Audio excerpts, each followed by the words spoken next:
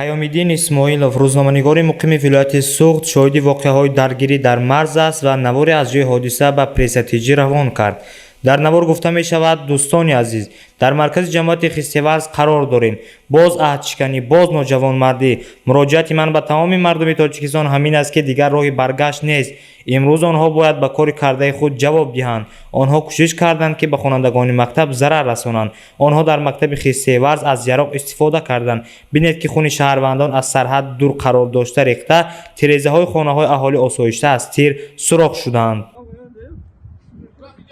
دوستان عزیز اینجا مرکز جماعت دیهات خستیورز ببینید که انمی بازم اهشکنی بازم نوجوانمردی و مراجعت من به تمام شهروندان جمهوری تاجیکستان من فکر میکنم دیگر روی برگشت نیست.